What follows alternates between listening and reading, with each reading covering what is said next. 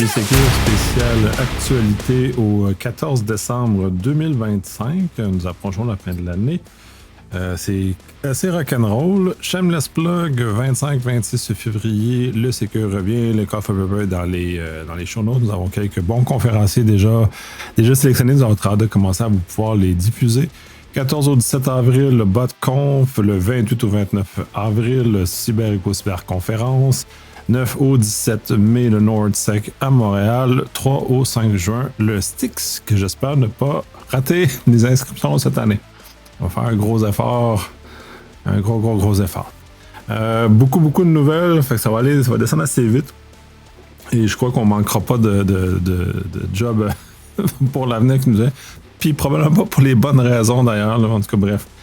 On va voir ce que vous allez voir avec les nouvelles que j'ai sélectionnées cette semaine. Première section sur l'intelligence artificielle. Surfer tout ce qui est du côté des agents AI inclus dans les navigateurs, soit de façon Comet ou Atlas qu'on a vu chez Perplexity notamment, et l'autre chez OpenAI, si je ne me trompe pas, qui sont un volet, et l'autre l'ajout d'agents qui sont mis en place. Tout ça, toute cette intégration-là crée certains éléments.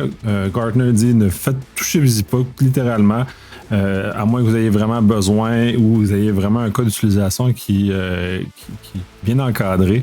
C'est dangereux, ça va pas bien. Et pour donner suite à ça, Google, qui a ajouté son Gemini dans son navigateur Chrome, rajoute un deuxième AI par-dessus pour contrôler ce que le premier fait. On est rendu dans un contexte similaire à absurdité, en tout cas du moins à ce stade-ci, pour quelqu'un qui n'est pas tant connecté de ça dans le monde du AI, de devoir mettre un agent pour contrôler l'agent. Déjà que les agents sont très coûteux en énergie, si on en met deux, ça devient comme un peu démesuré par rapport à le bénéfice qu'on en obtient vraiment et à savoir comment tout ça va se réaliser. Et c'est peut-être une façon de voir comment l'esprit humain fonctionne à travers ça. Bref, si vous devez y aller, allez-y, mais sinon touchez-y pas, c'est excessivement dangereux comme chose, autant au niveau de l'évaluation. Puis il y a des suggestions de solutions dans les différentes nouvelles que j'ai sélectionnées cette semaine. Que dans la même lignée, c'est genre une autre section, plus une sous-section de se tirer dans le pied. Gemini Entreprise permet d'accéder à de l'information, faire fuiter de l'information sensible. J'avais déjà revenu plusieurs fois, ça revient encore des nouvelles. Clairement, c'est un sujet qui n'est pas fini. Le problème est réglé, mais il va y en avoir d'autres qui vont revenir, là, autant chez Copilot que chez Gemini. Le fait que ces agents-là soient connectés directement avec le contenu du tenant dans lequel toutes les informations des utilisateurs se trouvent, ont accès à énormément d'informations et sont ultimement faciles à attraper et à voir comment faire pour aller chercher plus loin l'information d'entreprise que par un simple courriel qui donne des instructions à d'autres méthodes un peu plus sophistiquées, mais qui quand même contournent les différentes mesures qui sont en place. Il y en a d'autres, il va y en avoir d'autres. Ça continue, puisque l'imagination des attaquants ne se limitera pas jusque-là. Et la même chose de l'autre côté, les agents Copilot AI, le même genre de problème. C'est préférable d'utiliser un élément de visibilité, puis on va le voir dans une autre nouvelle, mais en même temps, le fait qu'on est capable de mettre dans les mains des utilisateurs, puis ça revient un peu à ça, le message de Gartner aussi, mettre dans les mains des utilisateurs qui ne connaissent pas ça, qui ne savent pas dans quoi ils s'embarquent, puis avec le risque qui s'encourt avec l'usage du AI, je pense que c'est de mettre une arme trop puissante dans les mains des gens un peu méconnaissants de la situation. Donc, c'est comme de mettre des gens qui n'ont pas suivi de cours de conduite sur la route. Ça cause des problèmes. On l'a vu au Québec notamment, quand on a retiré l'obligation des cours de conduite avant l'obtention du permis. Le niveau d'assurance a explosé puisque les assureurs ont remarqué une augmentation des accidents et c'est pas des chiffres qui sont biaisés, c'est vraiment eux ont vu, donc ils ont réagi en augmentant les primes d'assurance des gens qui n'avaient pas suivi de cours de conduite au préalable. Donc c'est vraiment dans cette perspective-là. Le AI, c'est un peu la même chose, ça a le même niveau de danger, donc peut-être que des cours ou une formation préalable serait peut-être nécessaire avant de donner accès à des éléments plus puissants de ce fonctionnement-là, puis ça ne vient pas réduire la qualité et ce qu'on peut faire avec, mais quand même, il faut que les gens soient plus prudents. Et comme un auto, on ne peut pas faire n'importe quoi, on ne peut pas aller dans l'eau, par exemple, à moins d'avoir un auto amphibie, mais la plupart des gens n'ont pas d'auto amphibie. Fait que donc, de savoir ces quelques éléments-là, je pense, sont assez fondamentaux pour le fonctionnement. ClickFix, celle-là, parce que j'ai mis dans la section du AI, parce que maintenant, c'est rendu que les attaquants injectent des fausses publicités qui laissent à croire que c'est du ChatGPT ou Grok ou peu importe qui parle et qui donne des recommandations à l'utilisateur pour se régler un problème qu'il a cherché sur Google notamment, dont je manque d'espace sur mon disque. Et la réponse à ça, c'est une réponse de type ClickFix qui donne à l'utilisateur un script. Dans ce cas-ci, c'est sur Mac, mais c'est aussi valide sur Windows, d'exécuter des commandes qui sont toxiques à la limite jusqu'à installer un logiciel malveillant soi-même sur son propre poste avec la bénédiction de l'utilisateur. Donc, de réussir à tromper l'utilisateur pour faire ce genre de choses-là. Ce qui, en même temps, est un bon signe que nos mesures techniques elles-mêmes sont assez résistantes, donc on n'est plus capable de facilement propager sans l'intervention de l'utilisateur. Mais quand même, il faut éduquer l'utilisateur qui, clairement, ne comprend pas la portée de ce qu'il fait. Donc, s'il fait des choses qu'il ne comprend pas, il faudrait l'informer et ce serait un message, si vous pouvez parler dans vos familles durant les temps des fêtes, de savoir propager. Si vous avez des commandes qui disent aller dans d'exécuter des commandes dans un terminal noir, faites pas ça, c'est dangereux. Évitez ce chemin-là, puisque si, à moins que vous ayez la connaissance, il est fort probable que ça ne tourne pas bien ce qui va se passer. Dans le même espace aussi, en AI, l'autre sous-section, c'est over the top. Ça explose, il y en a eu beaucoup dans les dernières semaines, ça continue. Là, c'est OpenAI qui dit que son modèle va poser un haut risque de sécurité. Il y a une étude universitaire qui dit que les AI hackers sont quasiment rendus au même niveau que les humains et tout ça. Fait qu'on est encore dans une continuité des virus qui vont avoir ça et tous ces éléments-là. Allez voir les nouvelles en question, parce que c'est très intéressant de voir à quel point ce que OpenAI dit est complètement vague et probablement plus marketing qu'autre chose. Mais c'est pas faux non plus de dire que ces moteurs-là sont de plus en plus utilisés pour créer ou faire des gestes toxiques. Donc, de là, effectivement, ils vont aider les méchants. Et comme le volet, l'étude, je pense que c'est Stanford qui l'a fait, il y a des canevas très importants. Il faut aller voir l'analyse complète parce que sur des choses qui sont complètement évidentes, le AI n'a pas vu. Sur des choses qui étaient plus complexes, vu où il s'est attardé à des pages en particulier et pas l'ensemble. Bref, sa capacité demeure quand même, somme toute, limitée, même si c'est intéressant de l'aborder comme ça. Et dans les deux cas aussi, il faut remettre en perspective que les vrais attaquants ne sont pas comme des pentesters ou des red teamers. Ils ne vont pas casser. Puis j'en ai souvent abordé, notamment avec Charlie Minton, c'est un avec qui qui a été très vocal sur ce genre de choses-là, puis avec qui on l'a abordé. Les attaques synthétiques des red teamers sont rarement réutilisées dans un avenir très proche par les attaquants standards. Si on veut, des fois, ça va prendre 7, 8, 9 ans avant que les attaques développées par les Red Teamers vont être utilisées dans la nature, comme on pourrait dire. Et donc, d'être très prudent sur cette analyse-là. Fait que c'est très drôle de dire ce genre de choses-là, mais il demeure qu'on est dans un environnement synthétique et qui n'ont pas de représentation réelle. Et ce qui a été vu jusqu'à présent pour les virus sur base de AI, ça a aidé les attaquants à en créer. Ça a probablement accéléré certains traitements ou multiplié leur capacité de travail, mais encore là, avoir du code autonome qui se promène et qui prend des décisions. On est encore très, très, très, très loin de ça et ça n'est que des recherches pour le moment. Donc, clairement, le milieu académique est plus intéressé par les attaques que les attaquants eux-mêmes, puisque clairement, il n'y a pas d'appétit, puisque les moyens actuels fonctionnent très bien. Pourquoi aller chercher des modèles ou des façons plus compliquées qui fonctionnent déjà très bien dans l'environnement? Ils se font déjà pas mal d'argent. Fait qu'ils ont réussi à régler les problèmes des ClickFix bien avant les problèmes de AI qui attaquent tout seul. Je pense qu'on améliorerait beaucoup notre situation et de façon assez significative. Il y a des directives au niveau américain émises par CISA et BI et ça pour l'usage du AI dans les infrastructures critiques. Cet article-là, je l'ai mis là parce qu'il me laisse très perplexe parce que, somme toute, j'ai rien appris de nouveau dans ce qu'il y a là. Il dit faites attention, soyez prudents, assurez-vous de la disponibilité, tout ça. Fait que, dans le fond, c'est comme dans n'importe quel projet, puis le AI n'est pas différent de ça en ce sens-là.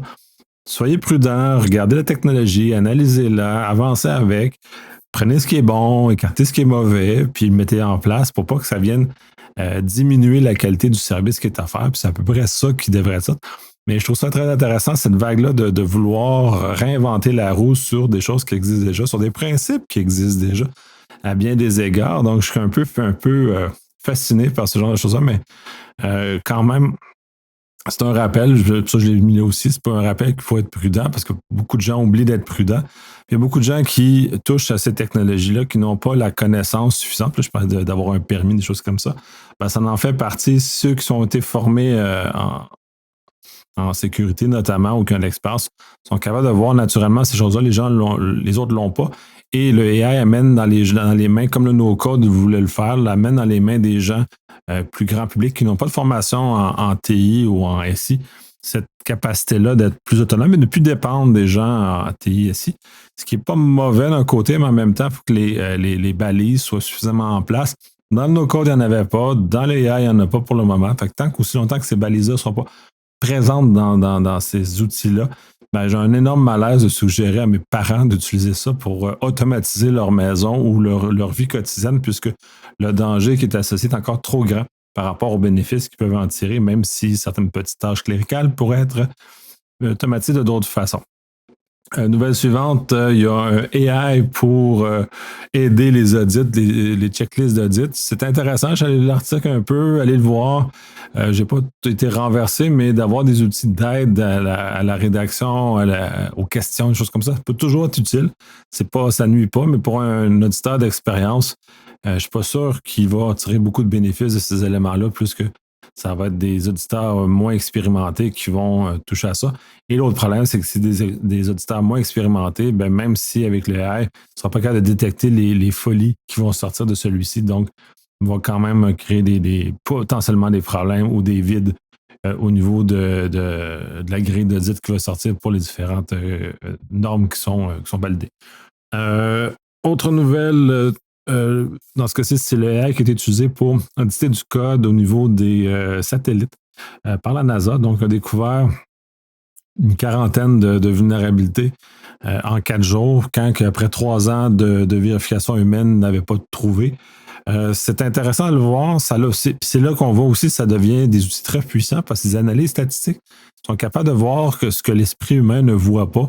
Et comme ils travaillent en continu, ont l'avantage de pouvoir cruncher une très grande quantité d'informations en peu de temps par rapport à ce que l'esprit humain est capable de faire. Donc, oui, on a des gains, mais ça ne remplace pas les humains dans la vérification, puis ça ne remplace pas les humains dans la conception d'un code qui est sécuritaire aussi. Je ne vais pas dire que le code qui était utilisé par la NASA et par d'autres grandes organisations était pourri, mais le fait de peut-être pas avoir la rigueur nécessaire pour la conception du code peut nous amener dans des contextes de vulnérabilité qui étaient trouvés statistiquement par ces outils-là. Ça l'amène des gains, fait que ça, il ne faut pas le renier. Ça s'ajoute à la trousse d'outils qu'on peut avoir pour améliorer la qualité du code qu'on a du côté des bons, parce que les méchants, eux autres, ça fait longtemps qu'ils ont compris qu'est-ce qu'ils peuvent en tirer. Nouvelle façon de prompt injection par les serveurs MCP pour drainer des informations, des choses comme ça. Ça revient souvent au point, puis là, il y a un podcast avec Nick Taylor que vous avez écouté qui est très intéressant aussi, qui amène des éléments supplémentaires de vérification de sécurité pour lequel lui travaille, puis c'est très, très intéressant. Mais ça l'amène aussi le fait que le modèle lui-même n'a jamais été réfléchi comme étant un agent autonome au sens où, comme un humain. Parce que l'humain, on a quand même un certain nombre d'a priori qui fait qu'il y a des gestes qu'on ne pose pas ou on a appris à ne pas faire. Le AI ne les a pas appris, donc on va faire à peu près tout et n'importe quoi et est sensible à peu près à l'injection. Dans ce cas-ci, c'est que les MCP injectent des commandes soit invisibles ou soit de toute façon qui vont amener dans d'autres circonstances. C'est pas super nouveau comme concept, c'est pas... Et encore là, ça revient au fait que si on fait confiance à un étranger avec nos données, ben, on les a données, on lui a fourni nos données, donc on est un peu foutu par rapport à ce genre de choses-là. Nouvelle suivante, botnets, les humanoïdes, les robots humanoïdes. Ça inquiète beaucoup les gens en cyber, avec raison, puisque les robots, comme on va les voir apparaître, ne sont que des ordinateurs sur pied, essentiellement. Donc, tous les problèmes qu'on voit avec les ordinateurs qu'on a à l'heure actuelle, on va les retrouver dans ces robots-là également. Donc, les problèmes de vulnérabilité, les problèmes de configuration, les problèmes, tout ça. Et si on ajoute le AI dedans, on voit le AI très peu stable pour le moment ou très peu sécuritaire en ce sens-là, mais on s'amène à des contextes de risque très importants. Il va falloir mettre à jour nos robots avec un nouveau firmware, des choses comme ça. Et sachant que la plupart des gens ne le font pas super bien, pas tout le temps dans les temps, sont un peu lâches là-dessus, ben on va se retrouver avec des robots avec des versions désuètes, vulnérables, qui vont se faire hacker, dans lesquels on va faire sauter les guardrails de sécurité, et donc vont nous amener à une série de problèmes qui vont multiplier. C'est amusant. Puis clairement, les gens n'ont pas écouté assez de science-fiction parce que dans la science-fiction, on l'a largement abordé ces éléments-là. Donc, c'est un peu fascinant qu'on se dirige les yeux fermés dans tout ça sans voir les dangers qui sont devant nous. Mais bref, comme je mentionnais, on a encore de la job pour longtemps, puis pas pour les bonnes raisons, mais ça en fait partie parce qu'on n'apprend pas des erreurs du passé, puis on les répète de façon quand même assez importante. Schneier propose une façon de bâtir des agents de confiance. C'est 8 principes très intéressants. Il y en a plusieurs qui ont été développés, il en a fait partie.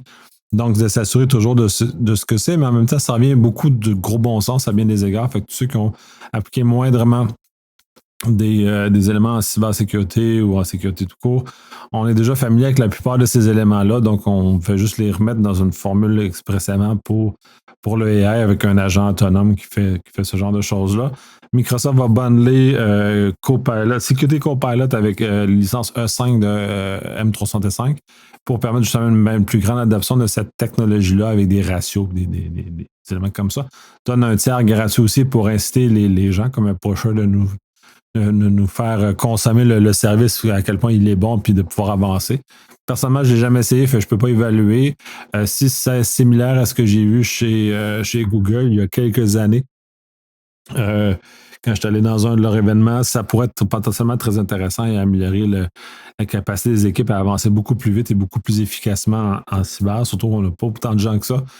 Surtout que je crois que c'est la semaine passée des nouvelles qui sortaient comme quoi en Europe, ils ont des problèmes de nombre de candidats, puis on prend des problèmes de rétention, des choses comme ça. Donc, dans des environnements comme ça où c'est très rare, c'est très difficile d'avoir des employés en cybersécurité, ben, c'est toujours utile d'avoir des outils comme ça. Sauf que M365 Microsoft, c'est le diable en Europe pour le moment. Donc, on va voir, mais les investissements qui sont faits vont peut-être atténuer un peu les inquiétudes des Européens et les Canadiens aussi, puisque Microsoft a promis des investissements assez massifs au Canada d'ailleurs pour un peu atténuer les inquiétudes par rapport à la souveraineté numérique. D'ailleurs, que je n'aborde pas cette fois-ci, il n'y a pas de nouvelles qui parlent de souveraineté dans cette semaine. Dernière nouvelle du AI, Privacy Firewall. Un projet open source, c'est un plugin dans Chrome qui va justement filtrer les informations qu'on envoie à ChatGPT, Gemini Cloud, et justement qui fait un filtre de type DLP pour s'assurer qu'on n'envoie pas des informations qui sont protégées par l'organisation. C'est une version open source, fait que c'est bien, c'est pour monsieur et madame tout le monde. Il existe des versions payantes ou des versions plus complètes qu'on peut déjà plugger dans Chrome du côté de Google Workspace ou dans Edge du côté de Microsoft. M365, dans lesquels on peut déjà contrôler un bon nombre d'informations beaucoup plus loin que juste du protéger le AI, parce que dans le fond, c'est de la fuite d'informations classique. C'est juste qu'on a la place de le mettre dans un Dropbox, mais on le met dans ChatGPT. Donc, c'est juste la direction, l'endroit où on le dépose, l'information sensible de la compagnie. Donc, ces outils-là existent. Il existe un open source pour monsieur et madame tout le monde qui voudrait limiter et se prémunir contre des fuites de données qu'ils ne voudraient pas avoir à la maison, ou pour les PME qui n'ont pas les moyens de se payer les gros services de DLP qui sont disponibles, d'avoir ce service-là de déployer sur les machines de tous vos employés pour limiter les dommages potentiels qu'ils pourraient faire en utilisant du AI de façon non contrôlée. Section suivante, Red. Red est assez grande aussi. Cette semaine, il y a vraiment énormément de choses. Des paquets malicieux dans le dépôt de Go existent qui utilisent une erreur de typo pour tromper les utilisateurs pour downloader une bibliothèque qui est toxique. Je vous invite à aller réécouter l'épisode avec Garance qui, justement, aborde beaucoup de ces éléments-là à l'intérieur de comment faire attention avec Go pour faire justement pas tomber dans ce type de piège-là et comment ces pièges-là existent et qu'est-ce qui sont les pièges dans l'univers de Go pour vous protéger. Fait que très intéressant à les réécouter. Celui-là, il est déjà très récent par rapport à la diffusion de celui-ci. Nouvelle suivante, ransomware vient packager des choses pour contourner les EDR. Donc, c'est rendu de plus en plus commun de déployer des outils de contournement de DA. J'en fais plusieurs fois, j'en parle avec Charles Minton. Plusieurs éléments intéressants comme ça. Celui, dans ce cas-ci, c'est le service de Packer qui utilise un driver signé vulnérable qui installe. Une fois installé, exploite la vulnérabilité et tue le DR au passage. Fait que c'est une des façons de faire. Mais celle-ci est industrialisée, c'est-à-dire qu'il y a un groupe criminel qui l'utilise, qui le fait et qui l'utilise clairement allègrement et qui revend ce service-là. Donc, c'est de plus en plus présent ce type d'approche de se débarrasser de cet équipement. Pourtant, qui est très utile, puis on va le voir plus loin dans d'autres nouvelles, à quel point cette pièce d'équipement-là est assez fondamentale dans notre capacité de protéger nos infrastructures. Les chercheurs ont observé une augmentation de 700% d'attaques sur les hypervisors, dont notamment VMware et Hyper-V. Cette attaque-là est très intéressante, puis elle ramène à une présentation que j'ai faite il y a plus de 20 ans de ça, justement quand la virtualisation est en train de monter en popularité, à quel point là, on est capable de remonter dans les systèmes d'exploitation à partir du système hôte. Donc, dans ce cas-ci, c'est exactement ce qui est fait, c'est que les attaquants vont trouver une façon d'aller attaquer le VMware ou l'Hyper-V. Et une fois qu'on a contrôlé la couche de virtualisation, c'est très facile de remonter dans les systèmes d'exploitation qui sont gérés par cette couche de virtualisation-là et de faire à peu près tout et n'importe quoi dans les machines, donc, et de contourner tous les équipements les logiciels de sécurité qui pourraient être installés dans ces équipements-là. Donc, soyez un patch, mettez à jour votre couche de virtualisation et surveillez-la comme n'importe quel autre équipement dans votre infrastructure, justement pour s'assurer qu'il n'y a pas des manœuvres étranges qui se font et qui permettent justement aux attaquants de remonter. Et une autre façon de contourner les ADR, c'est de passer par l'hypervisor parce que les machines guest ne peuvent pas voir ce que la machine haute est capable de faire sur eux, donc une perte de visibilité sur ces éléments-là. Donc, c'est très intéressant. Puis c'est intéressant que après, je fais des présentations il y a 20 ans, on voit maintenant apparaître des choses vraiment comme ça qui étaient probablement purement théoriques à l'époque, mais maintenant qui se sont matérialisées. Nouveau botnet de Mirai, qui s'appelle Broadside, attaque beaucoup les systèmes de caméras des bateaux, notamment, sont assez efficaces, vont être capables de faire plusieurs choses. Ce qui est intéressant là-dedans, puis c'est pour ça que je l'ai mis dans mes nouvelles, le niveau technique de ceux qui ont conçu cette nouvelle variante-là est assez sophistiqué parce qu'il y a vraiment une forme d'intelligence, si on veut, dans la façon qu'ils se placent et qu'ils se mettent en œuvre. Donc, on est dans un contexte d'évolution de la capacité des groupes d'attaque qui sont capables maintenant d'être un peu plus subtils, si on veut, dans la façon de faire et de monter les attaques. Dans ce cas-ci, va trouver une façon de rentrer par le système sur des équipements. Le Mirai, c'est plus des équipements réseau, notamment, pas exclusivement, et dans lesquels ça va rentrer et justement se placer. Fait qu'il y a un degré de sophistication qui a augmenté. C'est intéressant à voir et de nous préparer à ce genre de situation-là dans lequel on s'en va vers l'avant. Plus de 700 Git auto-hébergés se font attaquer par une faille 0D. Essentiellement, il permet de rentrer dans le système, puis il y en a quand même un certain nombre.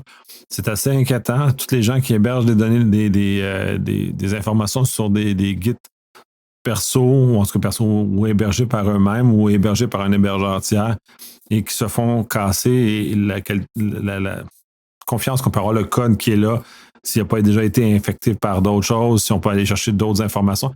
Et ça l'amène à la nouvelle suivante, où Flare, une belle compagnie de Montréal, a repéré à peu près une dizaine de mille d'images Dockers qui ont des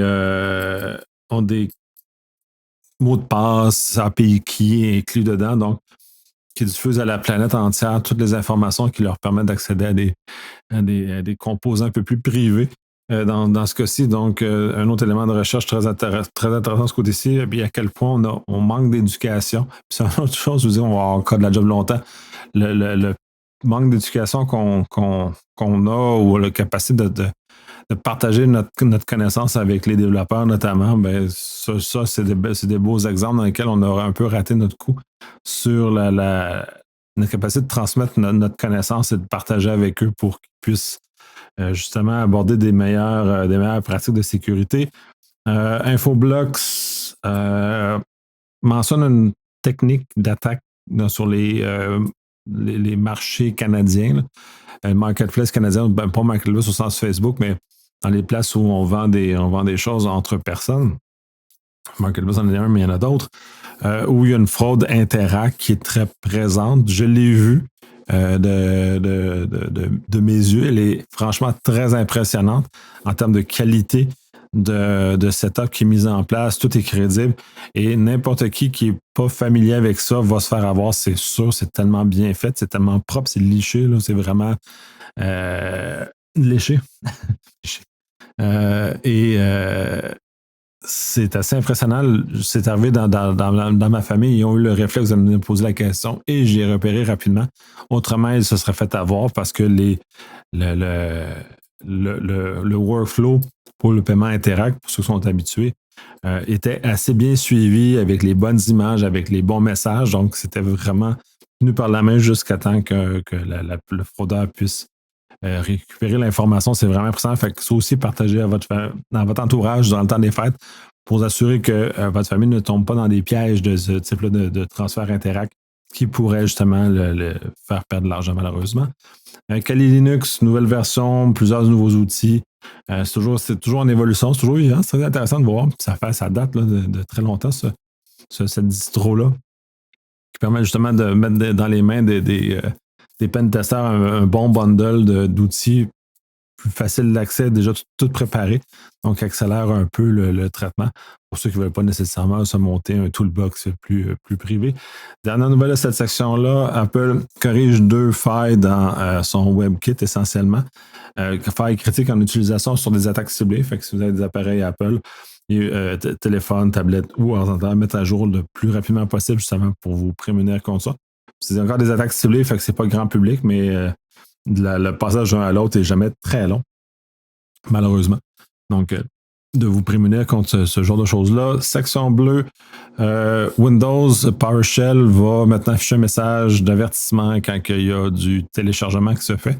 Quand je mentionnais le ClickFix tantôt, ça en a un élément de correction, mais comme on a entraîné nos utilisateurs à ne pas écouter ou pas lire les messages de sécurité ou de quoi que ce soit, puis de cliquer sur n'importe quoi, en autant que ça fonctionne, je pense que cette approche-là n'est pas suffisante pour régler le problème du ClickFix, essentiellement.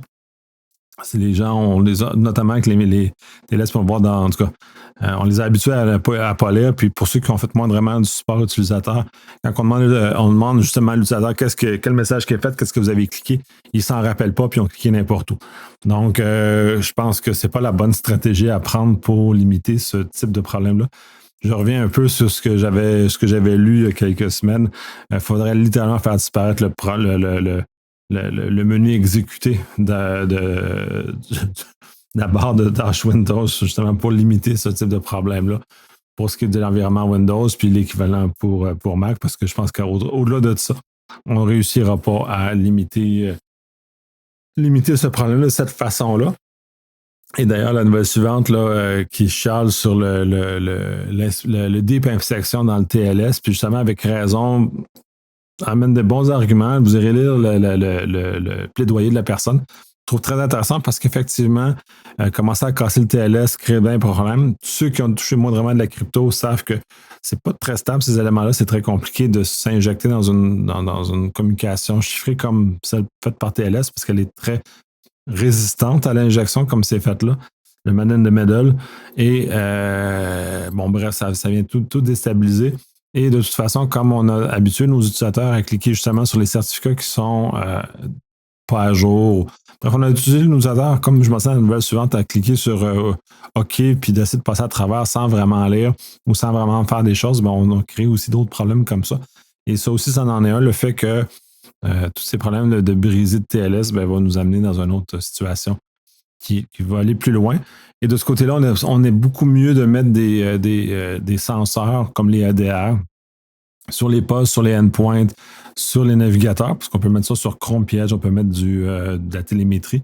Donc, de ramener tous ces éléments-là puis de les consommer localement avec une certaine logique et centralement avec des éléments plus de consolidation, là, notamment comme un CM ou un XDR. Donc, de réussir à ramener ça et de rechanger un peu la stratégie, puisque clairement, on répète de vieilles habitudes, puis on n'arrive nulle part avec ça, puis clairement, on n'est pas capable de rien résoudre, et on se crée juste des problèmes, puis on fait juste s'empiler des choses de complexité qui ne règlent pas le problème fondamental. Peut-être qu'on ne se pose pas les bonnes questions essentiellement, puis il faudrait peut-être se poser les bonnes questions pour qu'on peut-être avoir peut-être un peu réduire notre sécurité d'emploi, mais quand même de régler le problème de façon majeure, parce que socialement, pas socialement, mais de façon sociétale, c'est un énorme problème, ce qu'on vit avec les technologies peu matures qu'on a dans les mains, qu'on met dans les mains des utilisateurs peu connaissants.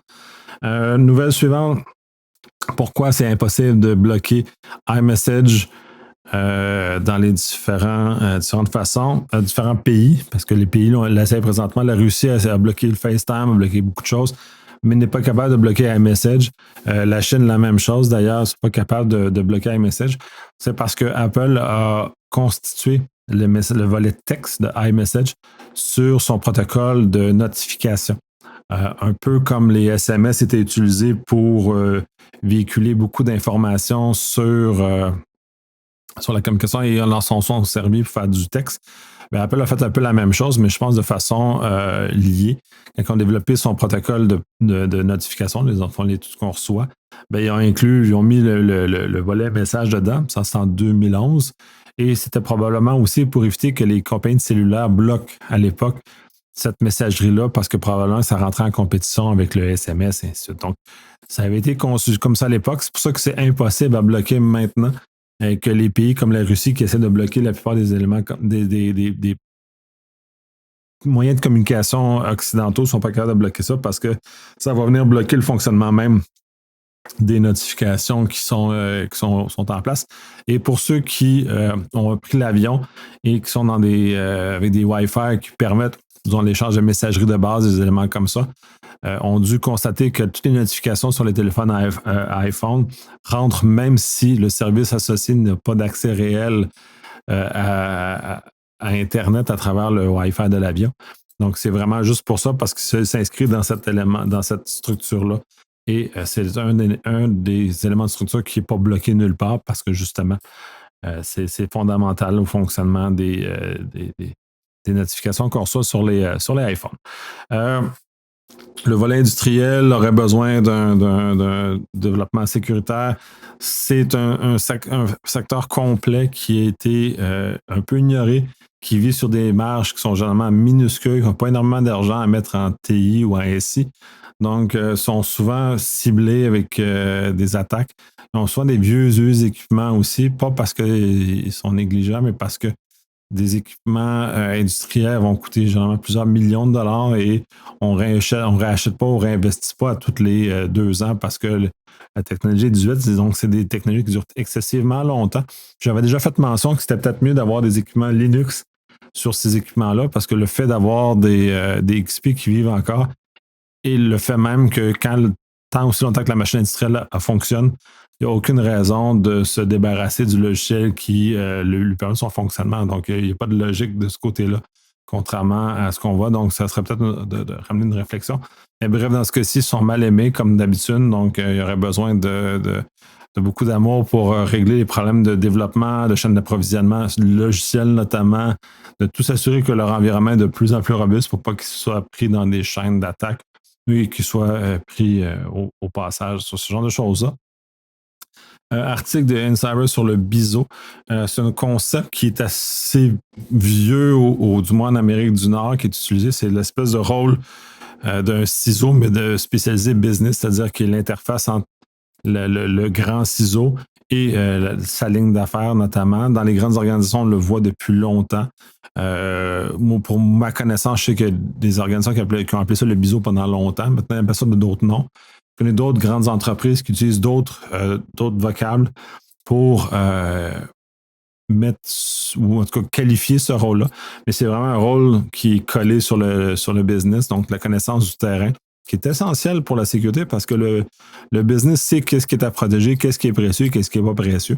Donc, ça permet d'axer les énergies aux bons endroits et c'est dans un écosystème Puis on parle de grande entreprise, dans un écosystème mature, on va trouver cette communication-là et ce lien-là entre le business et le volet plus normatif et technologique de la cybersécurité et d'avoir un continuum plus grand qui fonctionne bien.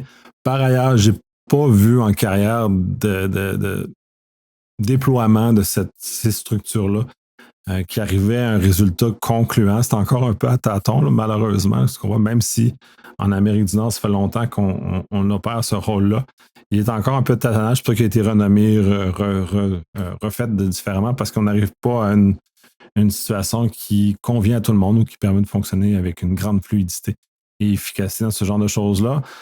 Microsoft vient d'élargir son Bounty, son programme pour prime à la bug.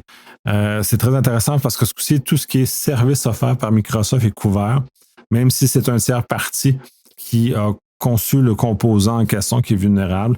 Donc, je trouve ça très intéressant parce que ça incite à ouvrir. C'était un volet qui était manquant. J'espère que les autres aussi vont abonder dans ce sens-là parce que les grands hyperscalers utilisent beaucoup, beaucoup de morceaux pour offrir leurs services et une vulnérabilité dans ceux-ci a quand même des impacts très importants. Donc, je trouve ça très, très intéressant, très chouette que Microsoft fasse ce geste-là justement pour améliorer la sécurité de tous parce que c'est un peu ça notre objectif. Le MITRE vient de publier un nouveau top 25 des CWE qui est essentiellement la liste des faiblesses logicielles, le top 25 les plus présentes. Beaucoup de changements dans la liste. Ça m'embête un peu parce qu'il faut que je mette à jour mon cours universitaire là-dessus que j'explique qu'est-ce que c'est l'importance de ces éléments-là.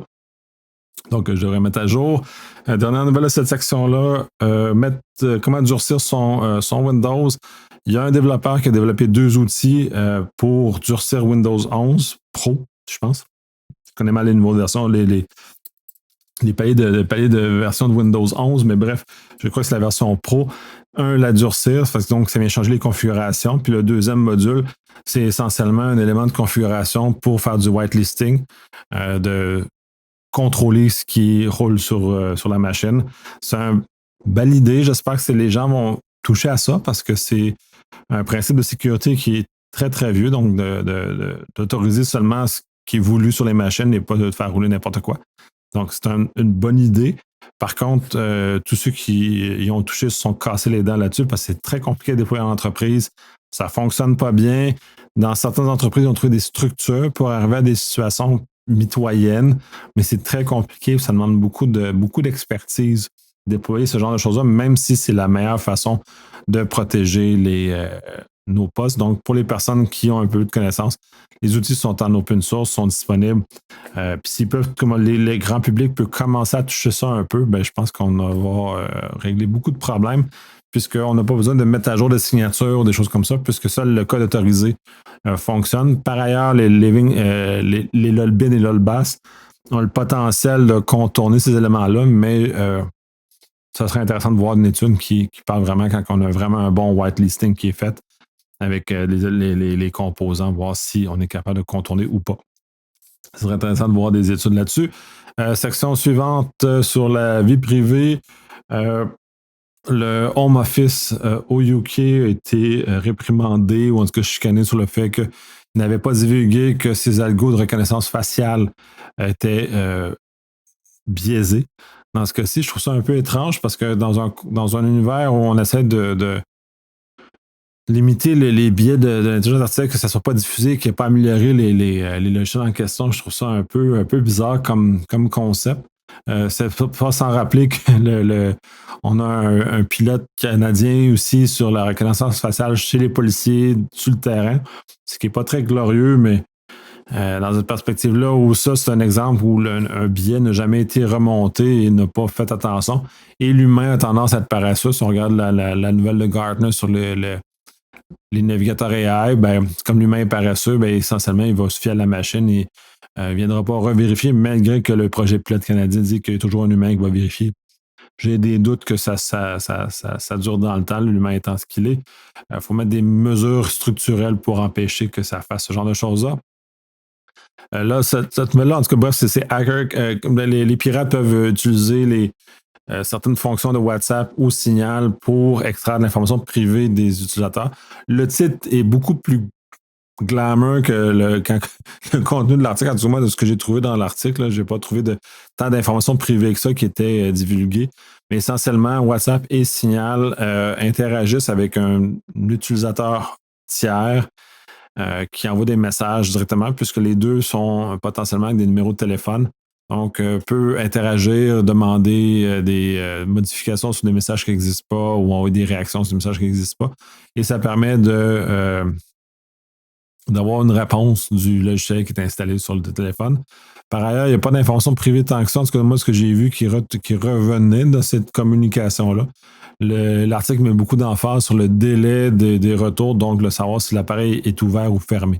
C'est à peu près le seul élément qui ressort de cet article-là. Fait que le titre est un peu extraordinaire par rapport au réel. Puis c'est un énorme problème. Là, puis ça fait plusieurs mois là, que je fais ce bloc d'actualité-là. Puis c'est très difficile de filtrer toutes les choses qui sont dites, de revenir au réel. Il y a beaucoup de publications qui ajoutent beaucoup d'extraordinaire dans des choses qui sont assez banales. Donc, c'est assez difficile de trier ce qui se passe là-dessus. C'est vraiment un gros travail de fond. Puis, des fois, j'en échappe. J'ai arrivé des fois où j'ai passé des nouvelles qui étaient plus ou moins contre-vérifiées, là, mais à la quantité, ça devient très, très difficile de réussir à tout attraper, là, ce qu'il y en a. Excusez-moi, j'essaie de faire mon possible de ce côté-là. Sous-section identité dans Privacy. L'identité numérique au UK fait beaucoup parler. L'IFF mentionne un certain nombre d'éléments qui, en tout cas, qui disent le problème avec cette identité numérique-là. Puis l'essentiel, c'est que ça essaie de régler un problème en utilisant des moyens technologiques au lieu d'utiliser des moyens structurants et de ne pas faire reposer que sur la technologie. Donc, c'est un peu une mauvaise. L'outil devient la solution. Là. C'est un peu mal de ce côté-là. Fait que c'est une mauvaise approche. On le voit souvent, malheureusement, là, qu'on va on va essayer de résoudre un problème avec la technologie au lieu de regarder le problème, trouver les solutions et utiliser des moyens technologiques, un ou des moyens technologiques, processus humain, peu importe, légaux, pour réussir à régler le problème.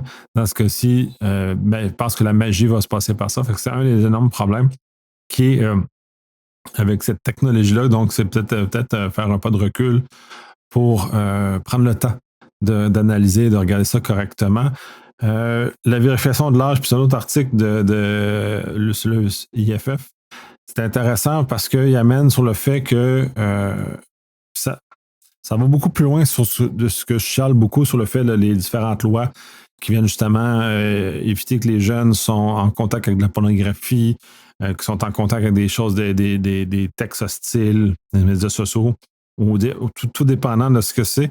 Donc, c'est très intéressant de lire l'article parce qu'il est plus complet que ce que je charle d'habitude, mais quand même, ça aligne beaucoup avec le fait que je trouve qu'on met pas les éléments aux bonnes places pour arriver à résoudre un problème, parce qu'il faut effectivement résoudre le problème de la pornographie, l'accès à la pornographie chez les jeunes. Il n'y a pas de doute là-dessus des études. Puis ça, il n'y a aucun doute. Par ailleurs, c'est le moyen qui est utilisé, puis la vérification de l'âge n'est pas comme montrer sa carte d'identité au dépanneur. C'est beaucoup plus complexe que ça. Et juste du fait que le commis fait une évaluation en nous regardant si on a ou plus ou moins l'âge de ça. Et ça, il y a un doute, il nous pose la question, il demande une pièce d'identité. S'il n'y a pas de doute, il ne nous pose pas de questions, puis on continue le droit. Sur Internet, c'est beaucoup plus difficile à faire ce genre de stratégie-là. Donc, bref, on s'expose à ça. Il y a justement l'Australie, puis c'est la nouvelle suivante, qui a banni les médias sociaux pour les 16 ans et moins. Ça va être intéressant de voir. Autant là aussi, je suis d'accord que la façon que les médias sociaux vont défaire les cerveaux des jeunes, c'est pas bon. Puis d'ailleurs, on le voit avec le fait que les grands propriétaires, notamment des médias sociaux américains ou le Silicon Valley, ne permettent pas à leurs enfants d'accéder à ces technologies-là. Donc, c'est quand même un signe qu'il y a un certain degré de toxicité associé à celle-ci. Donc, je suis d'accord avec l'idée de ça. Par ailleurs, j'ai hâte de voir ce que ça va donner. Là, ça dit déjà que les gens sont capables de tout contourner. Tout ça. C'est pas un système que tu veux parfait.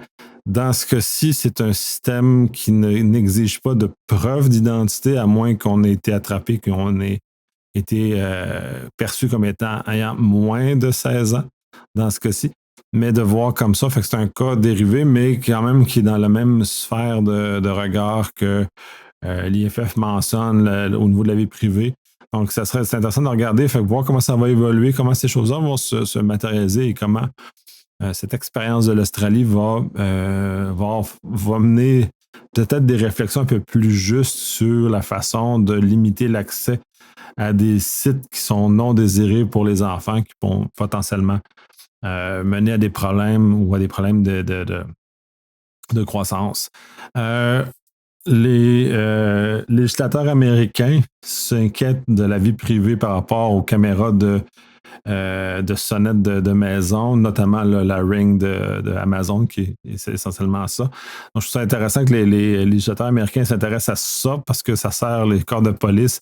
C'est comme des agents de surveillance. Donc, on a comme une confrontation entre deux éléments, puis surtout aux États-Unis, où la vie privée, de point de vue global, est malmenée, mais dans certains États, et de façon beaucoup plus renforcée. Donc, c'est intéressant de voir, mais de ramener cette discussion-là qu'il faut arrêter de vendre les informations de tout le monde tout le temps, partout, comme le modèle américain s'est monté au niveau des technologies.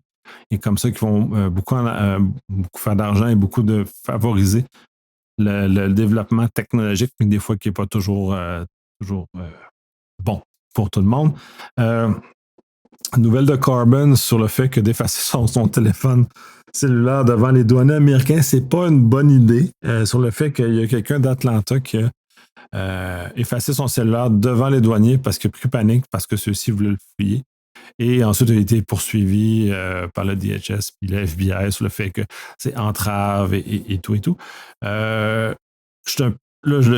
trouve ça particulier parce que clairement, cette connaissance, en tout cas, je suis un peu moins outré que Carbon peut l'être dans son article, sur le fait que la zone frontalière américaine est une zone de non-droit. Puis ça fait plusieurs années que c'est connu, en tout cas, ça fait très, très longtemps.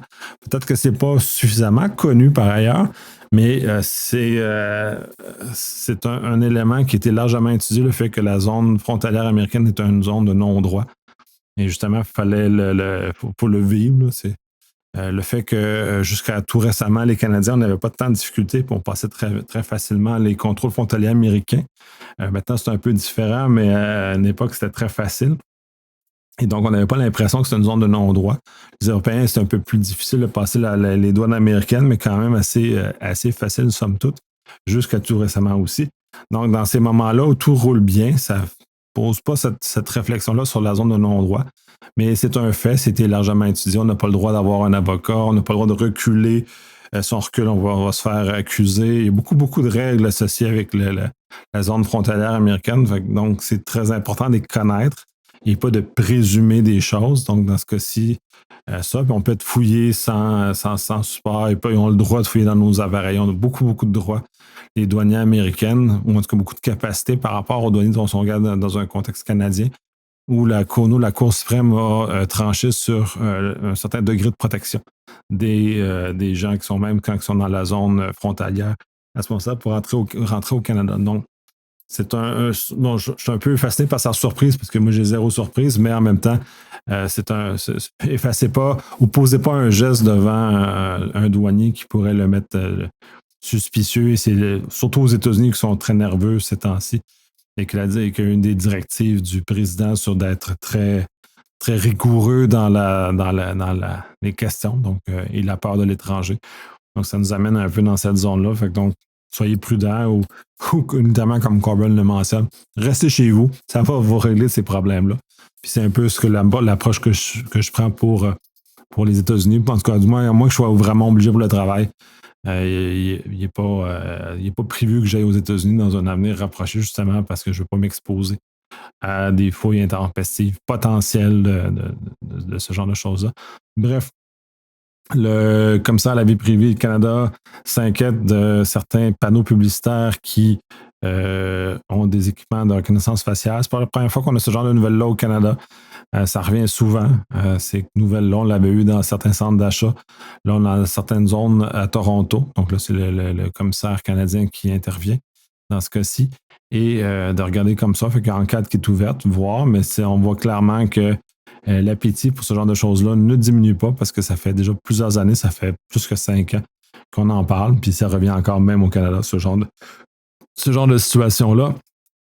Dernière nouvelle de cette section-là, Firefox a fait un sondage et il n'y a que 16% des gens qui croient qu'ils sont encore en contrôle de leur choix sur la vie privée. Donc, c'est un malheureux constat de savoir que les gens ont un peu lâché la serviette sur le fait de défendre la vie privée en ligne.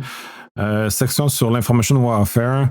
C'est intéressant parce qu'il y a plusieurs éléments là-dedans qui viennent un peu changer la donne.